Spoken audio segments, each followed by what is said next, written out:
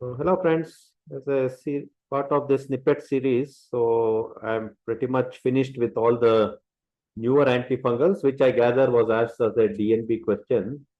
So I have finished Fosmanogepix. So all these are tongue twisters.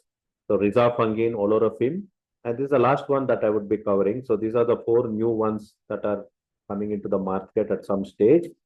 So the good thing about this Ibrexafungerp, which is again a tongue twister, it is at this point of time available in US and it is approved for vulvovaginal candidiasis.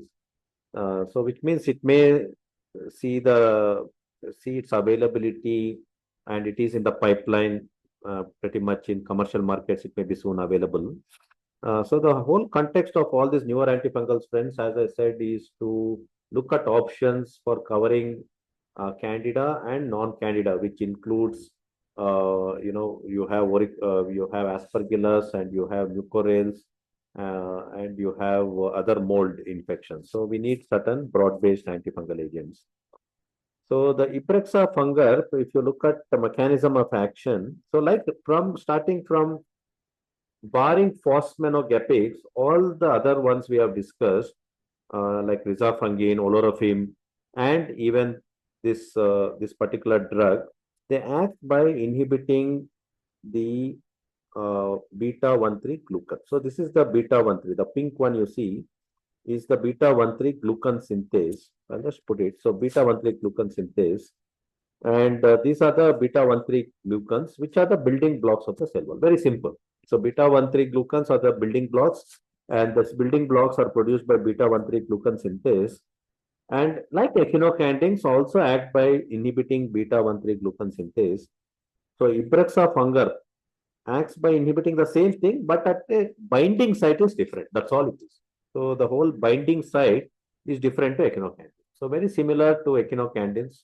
And we saw in the olorofim, it acts by pyrimidine pathway. It inhibits 1,3 beta 1,3 glucan synthase inhibition only is prevented.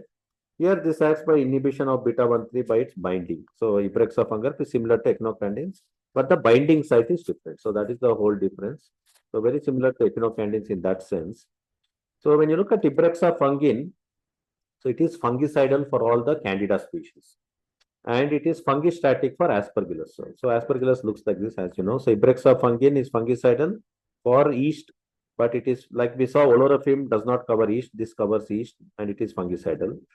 And Ibrexafungin is 99% protein bound and 35 to 40% bioavailability it has.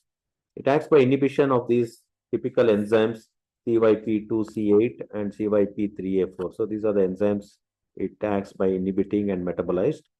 And the peak concentration is 4 to 6 hours. But the unique thing about this is half-life is long. So it's a once a day dosing. So the half-life of this is 20 to 30 hours. So Ibrexafungerp has to be used once a day dosing. And when you look at the spectrum of activity, this may hold promise for our fungal infections because azole resistant fungi in India, if you say, there are few species like Candida auris comes first thing in our mind, and it is a devastating sort of a fungi and it spreads very fast. So Ibrexafungerp may have some role in our country, especially against Candida auris. And it is also, it may be effective against certain echinocandin resistant Candida species, but this sensitivity or activity could be a little bit variable. And we know it is fungistatic against the Aspergillus. So this seems to be the spectrum of activity. So when you look at the safety, phase 1 and phase 2 trials have not shown any serious adverse events. So there are few non-serious adverse events, but pretty much insignificant serious adverse events, and that is more reassuring.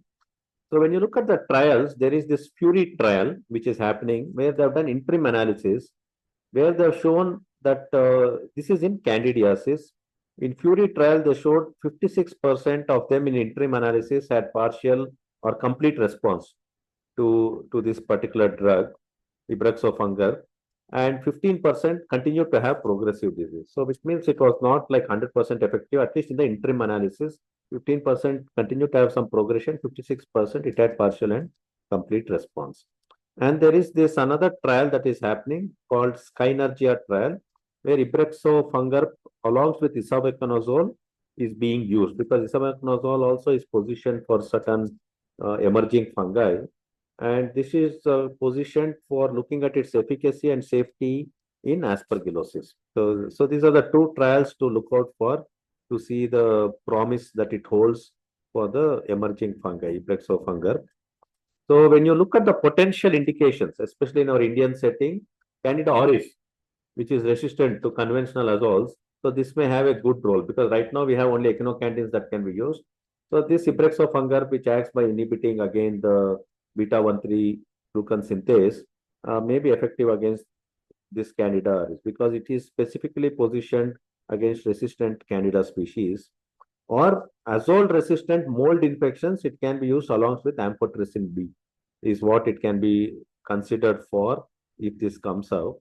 And most importantly, it can be used as a prophylaxis for certain emerging candidemia or emerging yeast, and for aspergillus, it should be used as a prophylaxis. So at this point of time, the literature pretty much is limited to this much. So there are two trials, as you see, Skynergia and Fury trial, and the mechanism of action is similar to echinocandins, but the binding site is different, and it's fungicidal for the candida and fungistatic for aspergillus.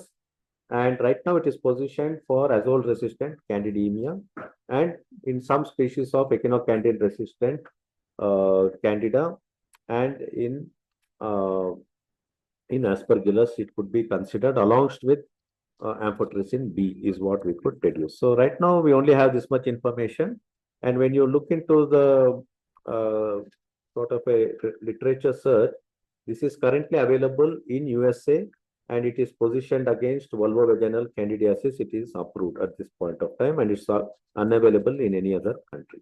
So that's all we have, folks, about this Ibrexafungerp. Nice name. So if you can remember this.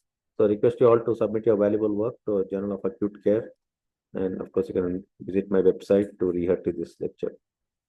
So this is a nice quote for all of you. At the end of the day, your biggest competition is you. So there's no other competitors to compete against yourself. So thank you. Thank you, and all.